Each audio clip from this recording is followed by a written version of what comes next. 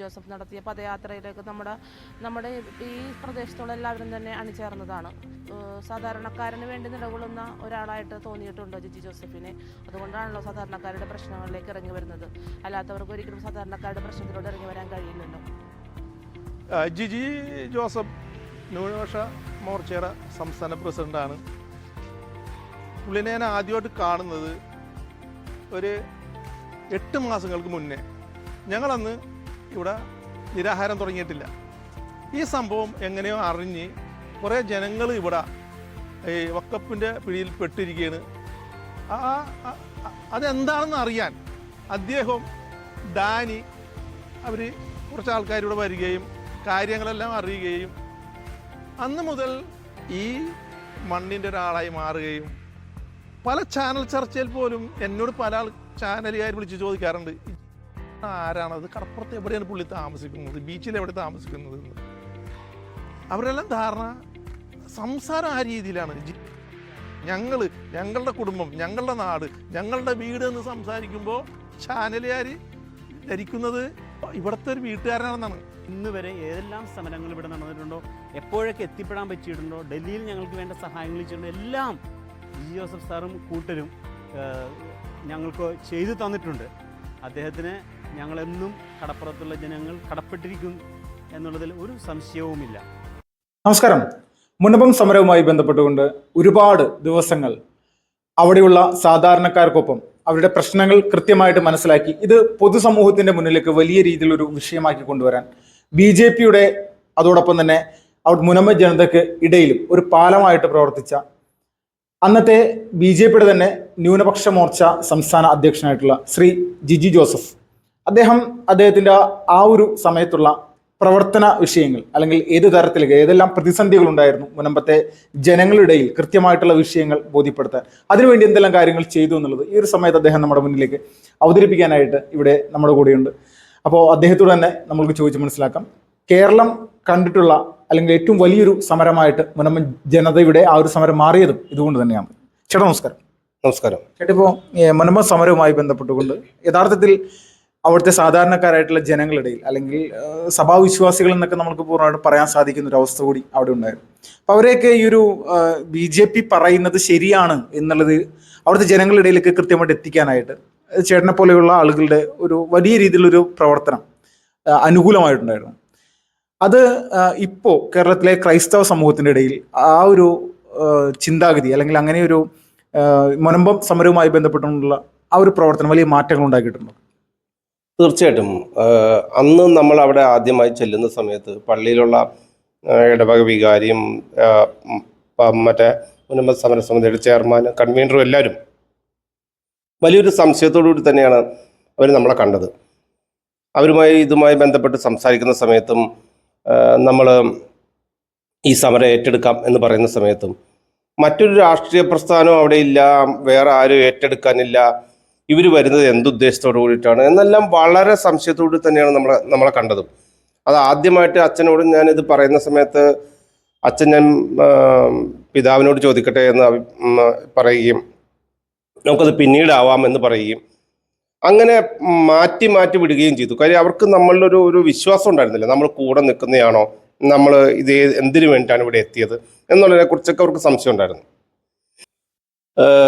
നമ്മൾ ചെന്ന് കണ്ട് അതിനുശേഷം സമരത്തെക്കുറിച്ച് അവിടെ സംസാരിച്ചു.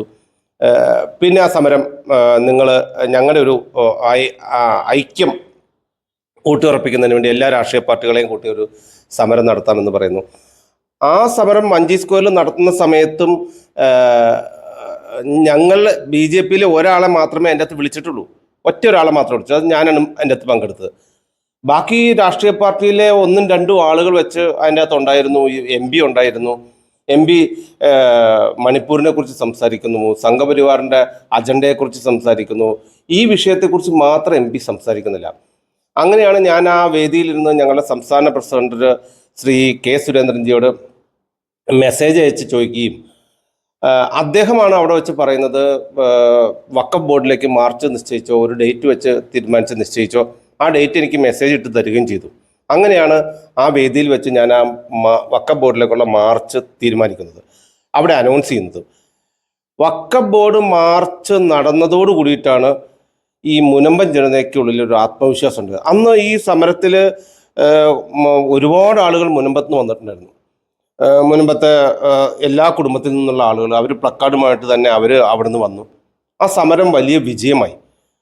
അതിനുശേഷം ഈ സമരം പിന്നീട് ഈ ഒരു വഖഫ് ബോർഡ് മാർച്ചോടുകൂടി ഇത് തീരും എന്നാണ് എല്ലാവരും പ്രതീക്ഷിച്ചത്. സാധാരണ അങ്ങനെയാണല്ലോ, ഒരു രാഷ്ട്രീയ പാർട്ടി സമരം തുടങ്ങുമ്പോൾ ആ സമരത്തിന് ഒരു സമരം മുമ്പോട്ട് വെച്ചു, അതിനൊരു കുറച്ച് വാർത്തകൾ വന്നു, ചാനലിൽ വാർത്ത വന്നു, പിന്നെ അതങ്ങ് വിടുക. ഇതാണ് നോർമലി നടക്കുന്നൊരു കാര്യം. പക്ഷെ ഞങ്ങൾ വീണ്ടും അവിടെ നിരന്തരമായി ചെല്ലുകയും ന്യൂനപക്ഷ മോർച്ചയുടെ സംസ്ഥാന കമ്മിറ്റിയാണ് അവിടെ മുഴുവനുമായിട്ട് സമരം ചെയ്തത്. അന്ന് കെ സുരേന്ദ്രൻജിയാണ് ന്യൂനപക്ഷ മോർച്ച ഏറ്റെടുക്കേണ്ട സമരമാണെന്ന് പറയുന്നത്. അങ്ങനെ രണ്ടാമത് ഞാൻ അവിടെ ചെല്ലുകയും എൻ്റെ കൂടെ ഉണ്ടായിരുന്ന ന്യൂനപക്ഷ മോർച്ചയുടെ ആളുകൾ എല്ലാവരും ചേർന്നിട്ട് ഒരു പദയാത്ര നിശ്ചയിക്കുകയും ആ പദയാത്ര എല്ലാ വീട്ടിലെ ആളുകളും ഒന്നിച്ച് വരികയും പങ്കെടുക്കുകയും ചെയ്ത വലിയൊരു പദയാത്രയായി മാറി. എന്നോടൊപ്പം പദയാത്ര നയിക്കുന്നതിന് എൻ്റെ ഇടതുഭാഗത്തായിട്ട് നടന്നത് അവിടുത്തെ വികാരി അച്ഛനാണ്. വികാരി അച്ഛൻ ഉണ്ടായിരുന്നു, സാധാരണക്കാരായിട്ടുള്ള ആളുകളുണ്ടായിരുന്നു, BJPയുടെ നേതാക്കന്മാരുണ്ടായിരുന്നു, BMSന്റെ നേതാക്കന്മാരുണ്ടായിരുന്നു. ഇവരെല്ലാവരും വലിയൊരു ജനാവലി ആ പദയാത്രയിൽ വന്നതോടു കൂടിയിട്ടാണ് ആ പ്രദേശത്ത് ഈ സമരം BJP കുറച്ച് സീരിയസ് ആണ് എന്നുള്ള രീതിയിലേക്ക് അവർ മനസ്സിലാക്കാൻ തുടങ്ങിയത്. അപ്പോഴും ഞങ്ങൾക്കറിയാമായിരുന്നു ഈ സമരം അങ്ങനെ അങ്ങ് തീർന്നു പോകാൻ സാധ്യതയുണ്ട് എന്നുള്ളത്. പിന്നീട് സമരം കുറച്ച് ദിവസം കൂടെ നോക്കിയപ്പോഴും ഇതിന് വലിയ പ്രാധാന്യം കിട്ടാതെ വരുന്ന സമയത്താണ് നമ്മൾ ഈ വിഷയം ഉന്നയിക്കാൻ വേണ്ടി സെക്രട്ടേറിയറ്റിലേക്ക് ധർണയും അവിടെ പരിപാടി വെച്ചു. സെക്രട്ടേറിയറ്റിൽ ധർണ വെച്ച് അന്നാണ് BJP വളരെ സീരിയസ് ആയിട്ടാണ് ഈ സമരത്തെ കാണുന്നതെന്നും ഇത് ഏറ്റെടുത്ത് കഴിഞ്ഞു എന്ന് തോന്നുന്ന ഘട്ടത്തിൽ അന്ന് വൈകുന്നേരത്തെ ചർച്ച മുഴുവനും ചാനലിലെ ചർച്ച മുഴുവനും ഈ മുൻപം വിഷയവുമായി ബന്ധപ്പെട്ട ചർച്ചകളായിരുന്നു. അതിന് ന്യൂസ് 8 ഞാനാണ് പങ്കെടുത്തത്. ഷാഫി ചാലുവും ഞാനും വലിയ വാഗ്വാദങ്ങളുണ്ടായ ചർച്ച നടന്ന ദിവസങ്ങളായിരുന്നു. അതിനുശേഷം അങ്ങോട്ട് മുനമ്പത്തിൻ്റെ സമരത്തിൻ്റെ ഒരു വേലിയേറ്റമായിരുന്നു. ഇതിൻ്റെ ഇടയിൽ സുരേഷ് ഗോപിജി വന്നു. മന്ത്രി സുരേഷ് ഗോപിജി വരുന്ന സമയത്ത് പ്രാധാന്യം കൂടി. ഓരോരോ മന്ത്രിമാരും പിന്നീട് വരാൻ തുടങ്ങി. അപ്പോൾ ഇത് സമരമുഖത്തേക്ക് എത്തിച്ചത് ഭാരതീയ ജനത ന്യൂനപക്ഷ മോർച്ചയാണ്. ന്യൂനപക്ഷ മോർച്ചയുടെ സംസ്ഥാന ഘടകത്തിലെ ഒട്ടുമിക്ക നേതാക്കന്മാരും അവിടെ മിക്ക ദിവസവും ഉണ്ടായിരുന്നു. പലരും ഇതിൻ്റെ ഈ പരിപാടി സംഘടിപ്പിക്കുന്നതിൻ്റെ തിരക്കിലും അതിൻ്റെ പോസ്റ്ററിങ്ങിലും അതിൻ്റെ ഡിസൈനിങ്ങിലും ഒക്കെ ആയിട്ട് പലരും പ്രവർത്തിച്ചുകൊണ്ടിരുന്നു. ഇതെല്ലാം നടക്കുന്ന സമയത്ത് കേരള കോൺഗ്രസിലുള്ള ചില ആളുകൾ അവിടെ വന്ന് ഫോട്ടോ എടുത്തിട്ട് പോയി എന്നുള്ളതല്ലാതെ അതിൽ അവകാശപ്പെടുകയും ചെയ്യുമോ എന്നുള്ളതല്ലാതെ കേരള കോൺഗ്രസിലെ ഒരുപാട് പേര് അവിടെ വന്നു. അതിനുശേഷം മാണി ഗ്രൂപ്പുകാർ വന്നു, ജോസഫ് ഗ്രൂപ്പുകാർ വന്നു.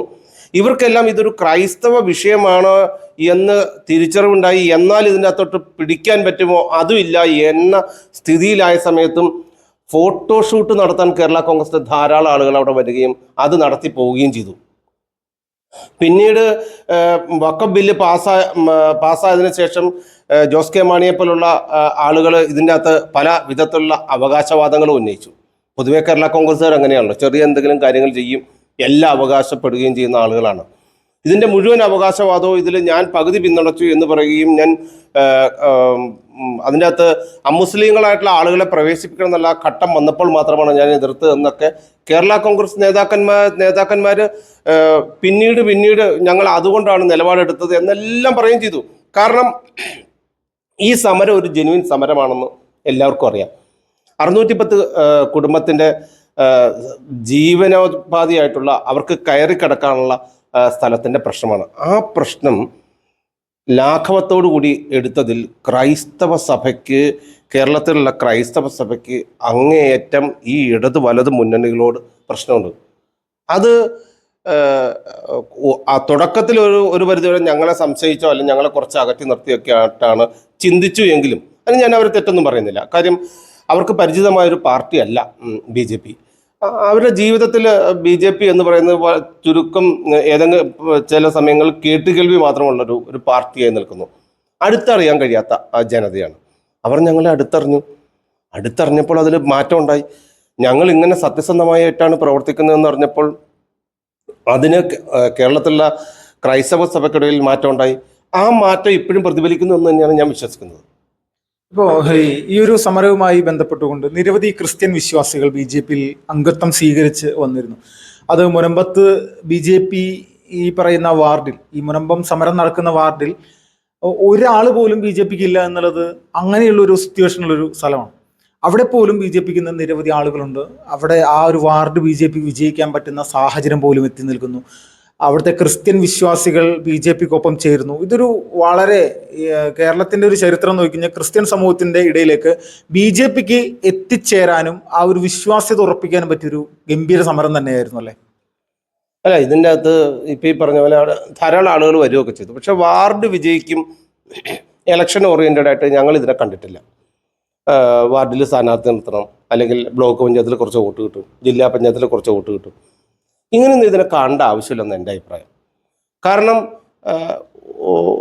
ആരും സഹായിക്കാനില്ലാതെ